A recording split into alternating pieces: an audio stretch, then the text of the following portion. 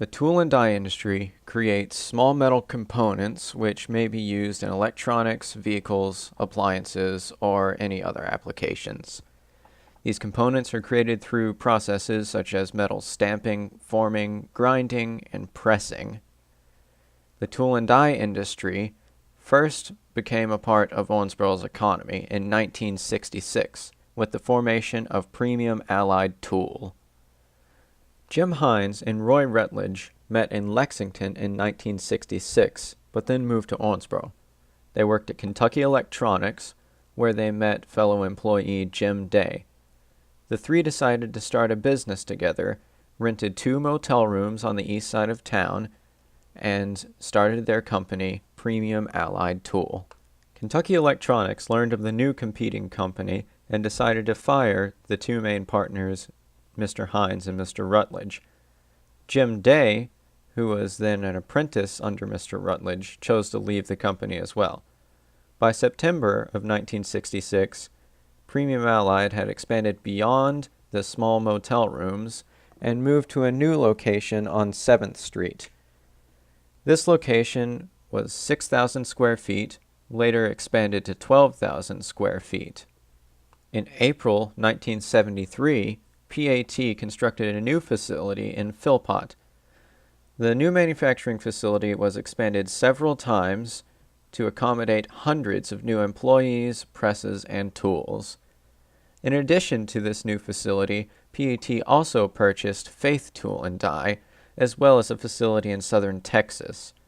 Faith Tool and Die later changed locations and was renamed Owensboro Manufacturing, which still exists.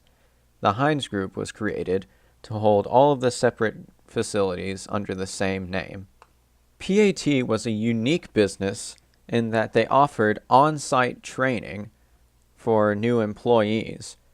Jim Day served as the first instructor of PAT's training course, teaching on Saturdays, before a full-time instructor was hired.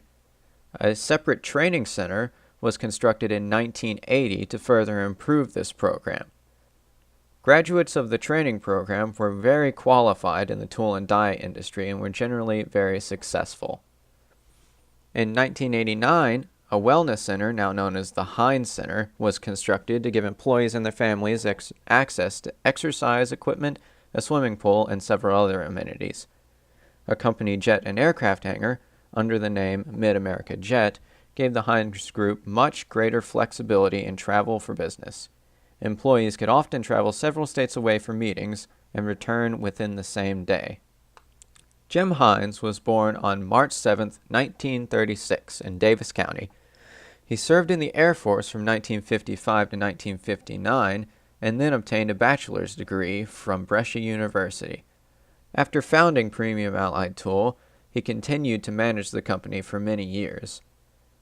His hobby in aviation led to the founding of Mid-America Jet. He was a significant political and economic force in the local community. Jim Hines passed away on February 20th, 2006, in his home at the age of 69. Jim Day started his career at Kentucky Electronics in 1963. He helped found Premium Allied Tool in 1966 and established their apprenticeship program in 1967. During the 70s and 80s, he served as vice president of manufacturing. Then from the early 1990s until his retirement in 2002, he served as president of Premium Allied Tool, Faith Tool and Die, and then the Hines Group. The impact the Hines Group had on the Owensboro area is primarily economic. The Hines Group exports almost all of their products, which brings money into the local economy which was not there previously.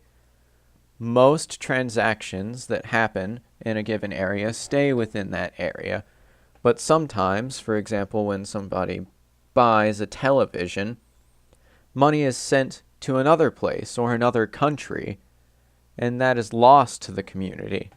To bring money back into the community, you have to create products inside and sell them outside, and that's exactly what the Hines Group does. Other companies, such as Owensboro Grain, create products and sell them outside, and they also bring in profit to the entire community. Another impact the Hines Group has on their community is directly to their workers. Graduates of PAT's training program were generally successful, and the training program was available right out of high school. Anyone interested in the tool and die business had a good chance of making decent money very early in their life. According to Jim Day, the average graduate from PAT's training program had a higher income than the average college graduate with a master's degree. But this is due to the fact that not everyone who goes to college gets a job in their chosen field.